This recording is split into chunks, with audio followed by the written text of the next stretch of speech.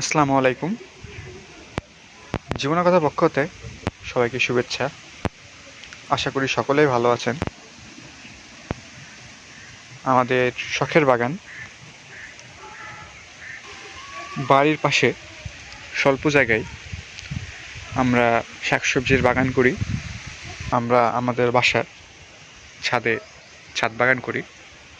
তার পাশাপাশি এই স্বল্প জায়গাতেও বিভিন্ন রকম শাকসবজি লাগিয়েছি। আমাদের এই বাগানে বিভিন্ন রকম শাকসবজি লাগানো আছে। শাকের মধ্যে রয়েছে পালং শাক, লাল শাক, ডাঁটা শাক। সবজির মধ্যে ফুলকপি রয়েছে, ব্রোকলি রয়েছে, বেগুন রয়েছে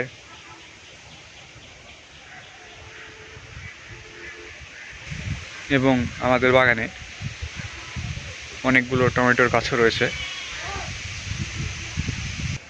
আমাদের বাগানের ব্রোকলি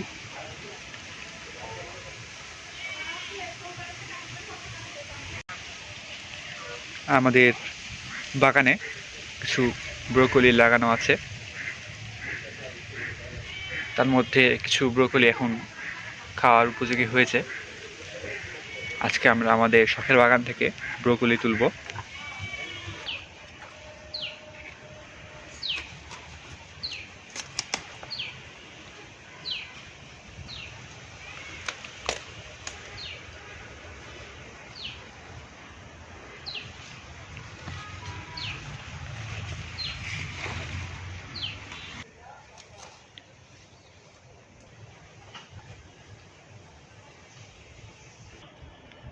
আমাদের শখের বাগানের বেগুন গাছ, অনেকগুলো বেগুন গাছ লাগানো আছে আমাদের এই বাগানে।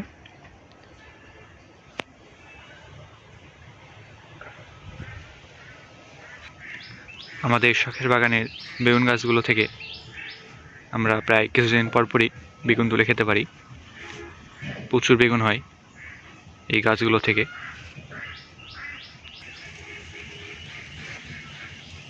বেগুনের সাইজগুলো বেশ ভালো হয়। এখানে একটি জালি বেগুন, এগুলো সাইজ আরও বড় হবে।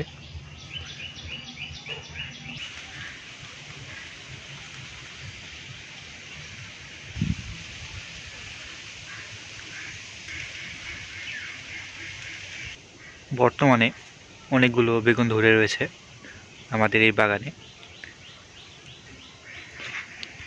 বেগুনগুলো এখনও জালি পর্যায়ে রয়েছে, কিছুদিনের মধ্যেই তুলে নেব।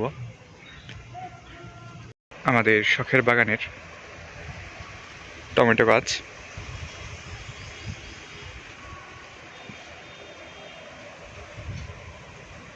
অনেকগুলো টমেটো গাছ রয়েছে আমাদের এই বাগানে।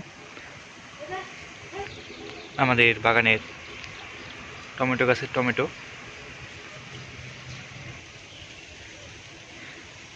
আমাদের বাগানের টমেটোগুলো পাকতে শুরু করেছে। ইতিমধ্যে বেশ কিছু পাকা টমেটো আমরা তুলে খেয়েছি।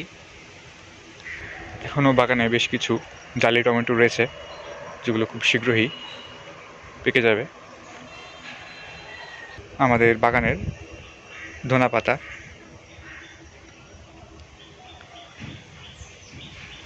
আমরা আমাদের বাগান থেকে প্রয়োজন মতো ধনেপাতা তুলে খাই।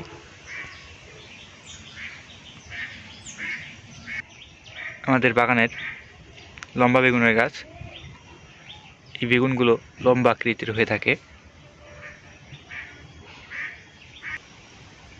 আমাদের বাগানে কিছু গাজরও লাগানো হয়েছে।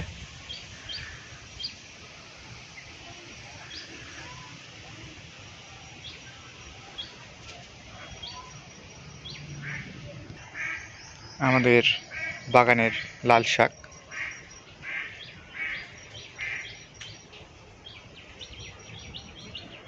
আমাদের বাগানের পালং শাক, পালং শাকগুলো এখন খাওয়ার উপযোগী। পালং শাকগুলো এখন তুলে খাওয়া যাবে।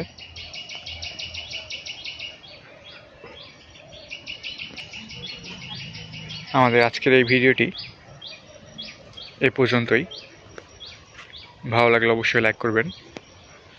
আমাদের বাগান সম্পর্কে জানতে অবশ্যই কমেন্ট করবেন। আমাদের চ্যানেলের সাথে যুক্ত থাকার জন্য আমাদের চ্যানেলে সাবস্ক্রাইব করবেন। আসসালামু আলাইকুম।